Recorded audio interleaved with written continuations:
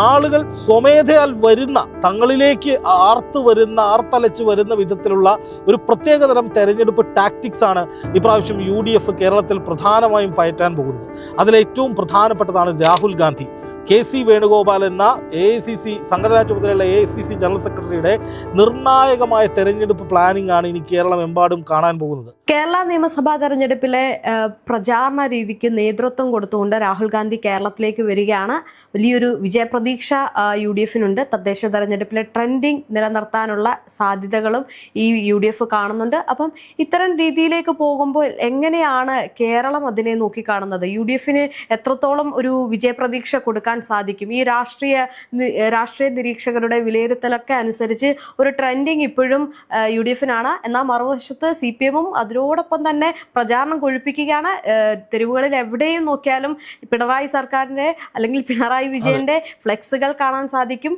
TV തുറന്നാലും ഏത് YouTube channel തുറന്നാലും Pinarayi വിജയന്റെ ഇന്റർവ്യൂവും കാണാൻ സാധിക്കും. അങ്ങനെ അവരൊരു ട്രെൻഡിങ്ങിലേക്ക് മാറിക്കൊണ്ടിരിക്കുക. ഒരു പിണറായി ട്രെൻഡിങ് ആണ് അവർ സ്വീകരിക്കുന്നത്. അപ്പം ഈ രണ്ട് കാര്യങ്ങളൂടി നോക്കി കാണുമ്പോൾ എന്താണ് യദുവിന് തോന്നുന്നത്? ഒരു തരംഗം ആരായിരിക്കും സൃഷ്ടിക്കുക? രേഷ്മ, ഇപ്പൊ തീർച്ചയായിട്ടും രേഷ്മ പറഞ്ഞതുപോലെ കേരളത്തിലെ തെരഞ്ഞെടുപ്പ് പ്രചാരണത്തിൽ ഒരു വലിയ മേൽക്കൈ CPM-നുണ്ട് എന്നുള്ള കാര്യത്തിൽ തർക്കമില്ല. CPM-ന്റെ സംസ്ഥാന കമ്മിറ്റിയുടെ പേരിലാണ് കേരളത്തിലെമ്പാടും ആഴ്ചകൾക്ക് മുൻപ് തന്നെ പിണറായി വിജയൻ്റെ ഒരു വലിയ മുഖം കൊടുത്തിട്ട് LDF ആണ് അല്ലാതെ മറ്റാര് എന്ന് പറഞ്ഞൊരു ക്യാപ്ഷനും വെച്ചിട്ട് നിരവധിയായ ഫ്ലെക്സ് ബോർഡുകൾ, ഇപ്പം ഞാൻ ഈ എറണാകുളം മുതൽ തൃശ്ശൂർ വരെ മിക്കപ്പോഴും വീട്ടിലേക്ക് സഞ്ചരിക്കുന്ന ആളാണ്. അപ്പോൾ ആ സമയത്ത് തന്നെ ഓരോ ജംഗ്ഷനിലും 3ഉം 4ഉം ഒക്കെ ഫ്ലെക്സുകൾ CPM സംസ്ഥാന സെക്രട്ടറിയുടെ പേരിൽ വെച്ചിരിക്കുകയാണ്. അപ്പോൾ ആ ഫ്ലെക്സിൻ്റെ അടിയിൽ നോക്കിയാൽ അറിയാം അത് CPM സംസ്ഥാന സെക്രട്ടറിയാണ് അത് സ്പോൺസർ ചെയ്തിരിക്കുന്നത്. അപ്പോൾ അങ്ങനെ നിരവധി ഫ്ലെക്സ് ബോർഡുകൾ, അത് പെൻഷൻ മുഴുവൻ കൊടുക്കുന്നത് LDF അല്ലാതെ മറ്റാര്, ദുരന്ത ബാധിതർക്ക് വീട് വെച്ച് കൊടുക്കുന്ന LDF അല്ലാതെ മറ്റാര്, റേഷൻ വിതരണം കാര്യക്ഷമമായി നടത്തുന്ന LDF, അങ്ങനെ ഓരോരോ കാരണങ്ങൾ പറഞ്ഞുകൊണ്ട് റോഡുകൾ ഉണ്ടാക്കി, പാലങ്ങൾ ഉണ്ടാക്കി എന്ന് പറഞ്ഞ് കേരളത്തിൻ്റെ ഒരു വലിയ വികസന ചിത്രം കൊടുത്തുകൊണ്ടാണ് LDFൻ്റെ ഫ്ലെക്സുകൾ എമ്പാടും പോകുന്നത്. പക്ഷേ UDFൻ്റെ ഒരൊറ്റ ഫ്ലെക്സ് ഇതുവരെ ആകെയുള്ളത് VD സതീശൻ സ്വന്തം ചെലവിൽ അയാളുടെ മുഖം വെച്ചിട്ട് കൊടുത്തിട്ടുള്ള പുതിയുഗ യാത്രയുടെ കുറേ ഫ്ലെക്സുകൾ ഉണ്ട് എന്നല്ലാതെ UDF അധികാരത്തിൽ വരും എന്ന് പറയുന്ന രീതിയിലുള്ള ഫ്ലെക്സുകൾ വളരെ കുറവ്. ഒരു 100-ൽ 1 എന്ന രീതിയിൽ, അതായത് 100 ഫ്ലെക്സ് LDF വെച്ചിട്ടുണ്ടെങ്കിൽ ഒരെണ്ണമായിരിക്കും UDFൻ്റെതായിട്ട് ഉണ്ടാവുക. അതിനിടയിൽ തപ്പി നോക്കിയാൽ കാണാം അത് അത്ര അട്രാക്റ്റീവ് അല്ലതാനും, വളരെ ചിലവ് കുറഞ്ഞ രീതിയിൽ തട്ടിക്കൂട്ടി ഉണ്ടാക്കിയതാണെന്ന് നമുക്ക് കണ്ടാലറിയാം. അതുപോലെ തന്നെ ഇപ്പോൾ തിയേറ്ററുകളിൽ പോയാലും ചാനലുകൾ വെച്ചാലും യൂട്യൂബ് വെച്ചാലും ഒക്കെ പിണറായി സർക്കാരിൻ്റെ വികസനം എന്ന് പറഞ്ഞുകൊണ്ട് നിരന്തരമായ പല ടൈപ്പ് വീഡിയോകൾ വന്നുകൊണ്ടിരിക്കുകയാണ്. ടൂറിസത്തിൽ ഒന്നാമത്, റോഡിൽ ഒന്നാമത്, അതിലൊന്നാമത്, ഇതിലൊന്നാമത് എന്നൊക്കെ പറഞ്ഞ് പിണറായി വിജയൻ കേരളത്തെ സ്വർഗമാക്കി എന്ന് പറഞ്ഞ് അങ്ങ് അടിച്ചു വിടുകയാണ്. എന്തായാലും ഇത് കാണുമ്പോൾ കേരളത്തിന് പുറത്തുള്ള ഒരാൾ ജീവിക്കുന്ന ഒരാളാണ് എങ്കിൽ തീർച്ചയായിട്ടും കേരളം ഒരു സ്വർഗമാണെന്ന് പറയും. പക്ഷേ കേരളത്തിലുള്ള ആളുകൾ അതങ്ങനെ തന്നെ തൊണ്ടതൊടാതെ വിഴുങ്ങൂ എന്നുള്ളതാണ് ഇതിലേറ്റവും പ്രധാനപ്പെട്ട ചോദ്യം. എന്ന് മാത്രമല്ല, UDFൻ്റെ തെരഞ്ഞെടുപ്പ് പ്രചാരണങ്ങൾ നാളെ മുതലാണ് ശരിക്കും ആരംഭിക്കുന്നത്. നാളെ നാമനിർദ്ദേശ പത്രിക കൊടുക്കുന്ന അവസാന ദിവസമാണ്. അപ്പോൾ സ്വാഭാവികമായിട്ടും അതങ്ങ് കഴിഞ്ഞ് സ്ഥാനാർത്ഥികളുടെ കാര്യത്തിൽ തീരുമാനമായി കഴിഞ്ഞാൽ കേരളത്തിൽ മുഴുവനും അതിശക്തമായ പ്രചാരണ ഘട്ടത്തിലേക്ക് UDF കടക്കും. ഇപ്പോൾ UDFൻ്റെ ഫണ്ടുകൾ പോലും റിലീസായിട്ടില്ല.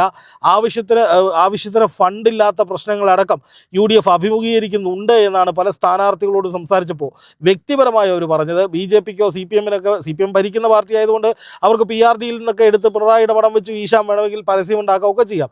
പക്ഷേ അതുപോലെ BJPക്കാണെങ്കിൽ കേന്ദ്രത്തിൽ നിന്ന് ഇഷ്ടംപോലെ ഫണ്ട് വരുന്നുണ്ട് എന്നുള്ളത് നമുക്കറിയാം. പക്ഷേ കോൺഗ്രസിനെ സംബന്ധിച്ച് ഫണ്ടിന് വലിയ ക്ഷാമമുണ്ട്. അപ്പോൾ അതുകൊണ്ട് തന്നെ വളരെ പരിമിതമായ സാഹചര്യത്തിൽ എന്നാൽ വളരെ കളറായിട്ടുള്ള പ്രചാരണങ്ങൾക്കാണ് അവർ നേതൃത്വം കൊടുക്കുന്നത്. അതായത് ആളുകൾ ശ്രദ്ധിക്കുന്ന വിധത്തിലുള്ള പരസ്യങ്ങളോ DJ പാർട്ടികളോ കോലാഹലങ്ങളോ ഒന്നുമല്ല, മറിച്ച് ആളുകൾ സ്വമേധയാൽ വരുന്ന തങ്ങളിലേക്ക് ആർത്തലച്ച് വരുന്ന വിധത്തിലുള്ള ഒരു പ്രത്യേകതരം തെരഞ്ഞെടുപ്പ് ടാക്ടിക്സ് ആണ് ഇപ്രാവശ്യം UDF കേരളത്തിൽ പ്രധാനമായും പയറ്റാൻ പോകുന്നത്. അതിലേറ്റവും പ്രധാനപ്പെട്ടതാണ് രാഹുൽ ഗാന്ധി, KC വേണുഗോപാൽ എന്ന AICC സംഘടനാ ചുമതലയുള്ള AICC ജനറൽ സെക്രട്ടറിയുടെ നിർണായകമായ തെരഞ്ഞെടുപ്പ് പ്ലാനിംഗ് ആണ് ഇനി കേരളമെമ്പാടും കാണാൻ പോകുന്നത്. അതായത് KC വേണുഗോപാലിൻ്റെ നേതൃത്വത്തിലാണ് ഈ രാജ്യത്ത് ഭാരത് ജോഡോ യാത്ര എന്ന് പറയുന്ന നിർണായകമായ 2 യാത്രകൾ രാഹുൽ ഗാന്ധി നടത്തിയത്. അതിനുശേഷം തെലങ്കാനയിലും അതുപോലെ തന്നെ കർണാടകയിലും വമ്പൻ വിജയം കോൺഗ്രസിനുണ്ടായി. എന്ന് മാത്രമല്ല അതിനുശേഷം വന്ന ലോക്സഭാ തെരഞ്ഞെടുപ്പിൽ, കഴിഞ്ഞ ലോക്സഭാ തെരഞ്ഞെടുപ്പിൽ BJPയുടെ 400 സീറ്റ് നേടി ഒറ്റയ്ക്ക് അധികാരത്തിൽ വരുമെന്ന പ്രചാരണമൊക്കെ, അല്ലെങ്കിൽ ആ അവകാശവാദവും ആത്മവിശ്വാസവും ഒക്കെ പൊളിച്ചടുക്കി കയ്യിൽ കൊടുത്ത് BJPയെ കേവല ഭൂരിപക്ഷം ഇല്ലാത്ത വിധത്തിലേക്ക് ചുരുക്കാൻ രാഹുൽ ഗാന്ധിക്ക് കഴിഞ്ഞത് ഈ ഭാരത് ജോഡോ യാത്രയുടെ ബലത്തിൽ തന്നെയാണ്. അതായിരുന്നു ഏറ്റവും പ്രധാനപ്പെട്ട കാര്യം. കാരണം ഭാരത് ജോഡോ യാത്രയിലൂടെയാണ് സാധാരണക്കാരുടെ, ഓരോ സ്റ്റേറ്റിലെയും സാധാരണക്കാരുടെ പ്രശ്നങ്ങൾ മനസ്സിലാക്കി ന്യായ് പദ്ധതികളടക്കം ജനങ്ങൾക്ക് ഉപകാരമാകുന്ന നിരവധി പദ്ധതികൾ പ്രഖ്യാപിച്ചുകൊണ്ട് രാഹുൽ ഗാന്ധിയും കോൺഗ്രസും തെരഞ്ഞെടുപ്പ് ചിത്രത്തിൽ മുന്നേറിയത്.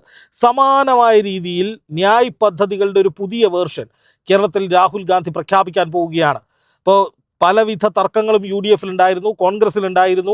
അതൊക്കെ KC വേണുഗോപാലിൻ്റെ അടക്കം നേതൃത്വത്തിൽ AICCയുമായി ചർച്ചകൾ നടത്തി സുധാകരനെയൊക്കെ ഗംഭീരമായി അനുനയിപ്പിച്ചതിന് പിന്നിൽ KC വേണുഗോപാലാണ്. അതായത് ദേശീയ നേതൃത്വം നേരിട്ട് സജീവമായി ഇടപെടുകയാണ്. ഇപ്പോൾ ഇവിടെ പലയിടത്തും ഒരു സംസാരമുണ്ട്, അതായത് ഈ പറയുന്നത് പോലെ തന്നെ കോൺഗ്രസ് ഭയങ്കര തമ്മിലടിയാണ്, അല്ലെങ്കിൽ ഇങ്ങനത്തുള്ള പ്രശ്നങ്ങളാണ്, അവർക്ക് ഒരു പരസ്പര ധാരണയില്ല എന്ന് പറയുന്ന CPMന് ഇപ്പൊ തിരിച്ചടിയായിട്ടുണ്ട് സുധാകരന്റെ കാര്യത്തിൽ. അല്ല, സുധാകരൻ മാത്രമല്ലെന്നേ, CPMൽ ഒരുപാട് ഒന്നാമത് CPM എന്ന് പറയുന്ന ഒരു കേഡർ പാർട്ടിയാണ്. കോൺഗ്രസ് എന്ന് പറയുന്ന ഒരു ജനാധിപത്യ സംവിധാനമാണ്, ഒരു ജനാധിപത്യ പാർട്ടിയാണ്.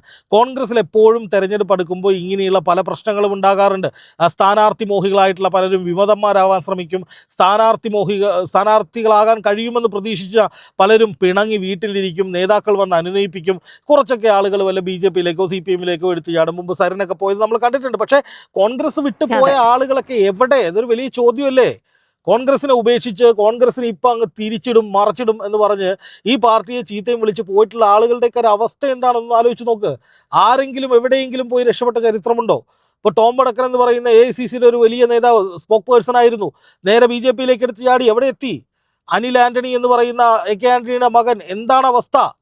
അങ്ങനെ എത്രയോ ആളുകൾ, ജേക്കബ് തോമസ്, മെട്രോമാൻ എവിടെ? ആരെങ്കിലും കണ്ടോ?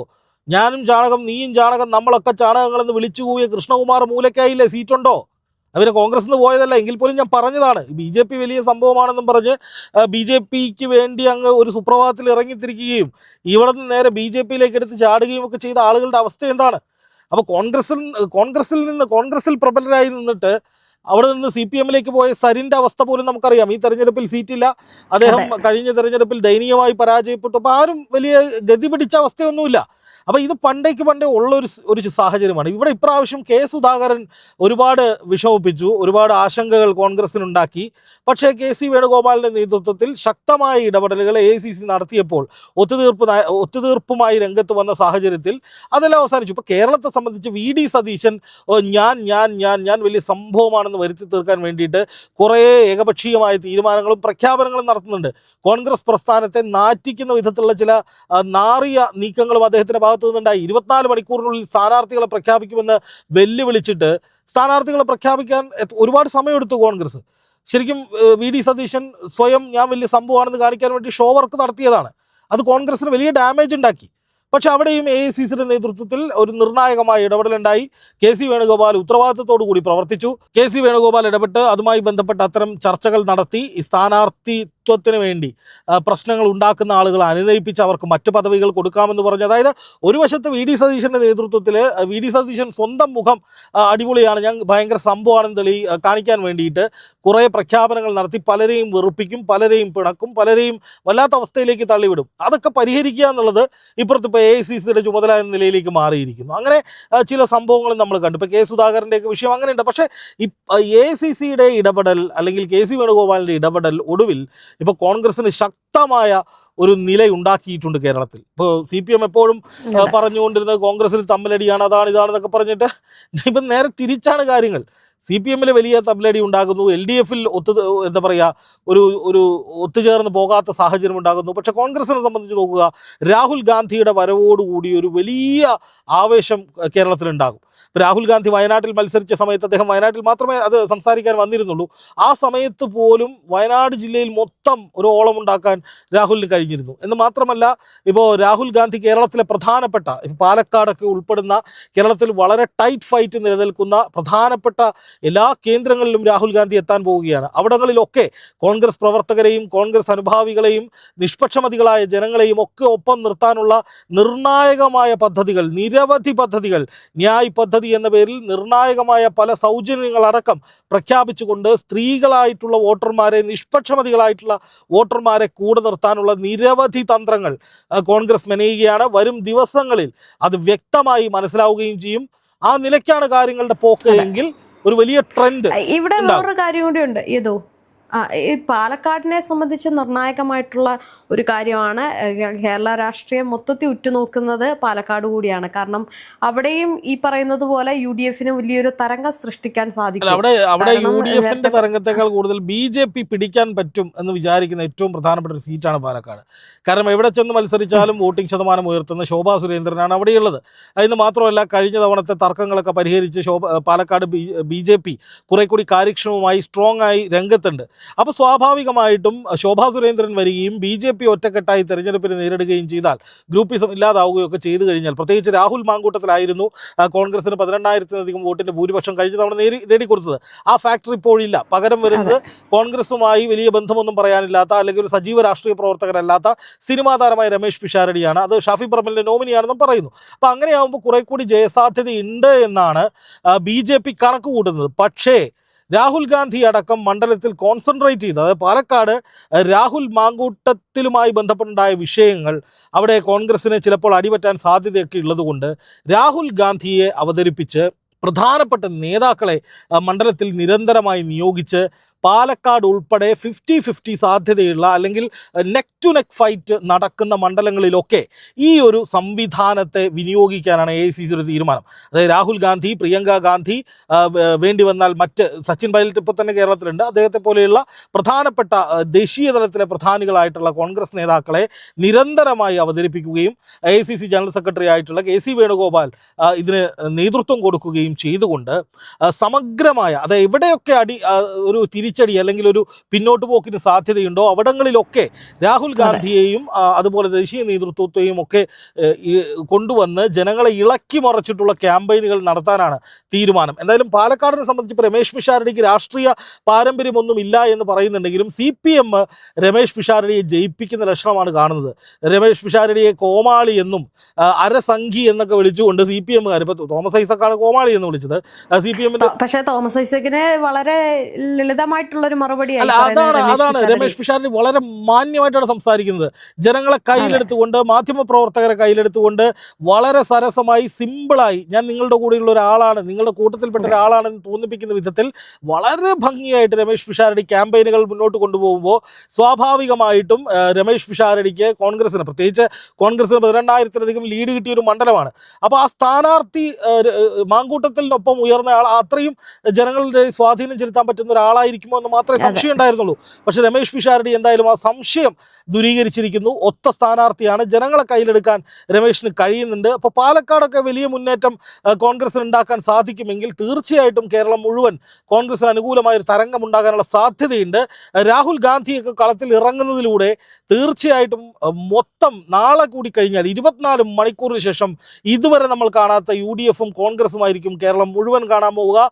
പ്രചാരണ മേഖല ഇളക്കി മറിച്ചുകൊണ്ട് വമ്പൻ ജനക്കൂട്ടത്തെ അണിനിരത്തിക്കൊണ്ടുള്ള വലിയ പദ്ധതികളാണ് കോൺഗ്രസ് നടപ്പാക്കാൻ പോകുന്നത്. അത് അവർക്ക് ഗുണകരമാകുമെന്ന് തന്നെയാണ് അവരുടെ പ്രതീക്ഷ.